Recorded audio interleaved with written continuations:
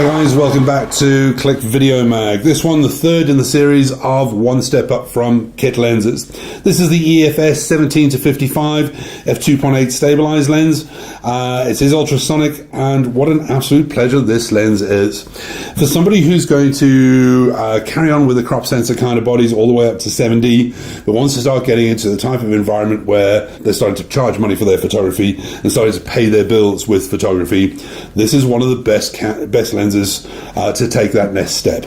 At 17-55, it's almost exactly the same focal range as your standard kit lens, but it has f2.8 throughout the lineup. That gives you massive shallow depth of field, which is a huge difference from the standard kit lenses, which are normally 4 to 5.6, in a physical size which is not enormous by comparison to a 24-70 2.8, for example.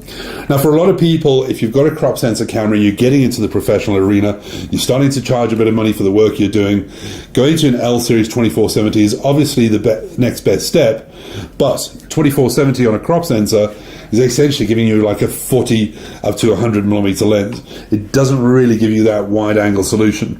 And for a lot of people, something slightly wider and that f2.8 is kind of critical.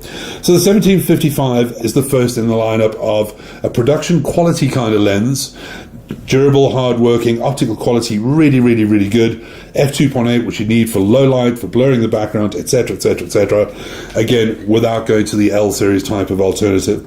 And again, if you're stuck on crop sensor, if you're shooting an 80D or the magnificent 7D2, but you're doing weddings, you're doing functions, you're doing people, what an absolute pleasure this lens is. And as I say, at f2.8, that focal range from 17-55 is really, really good. Stabilizers only about 1, maybe 2 stops because it's quite an oldish lens. For price versus performance at f2.8, that's pretty damn hard to beat. And for a lot of people who's starting to earn money on a big scale from their photography and augmenting their income, this is a damn fine investment. And again, if you haven't gone full frame yet, you haven't bought a 6D2 or a 5D, if you're still shooting your crop sensor, even if it's one of the older bodies, you know, the 650D, 700D, those kind of cameras are still fantastic, as long as the glass on the front of it is absolutely astonishing.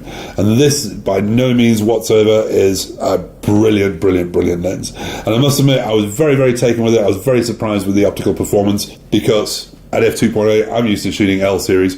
It's the only f2.8 zoom we've got on the lineup that's not L series. Having said that, it is very, very, very, very close indeed, and well worth looking at as an investment if you're really, really starting to become serious about your photography. And L series is maybe a bridge too far.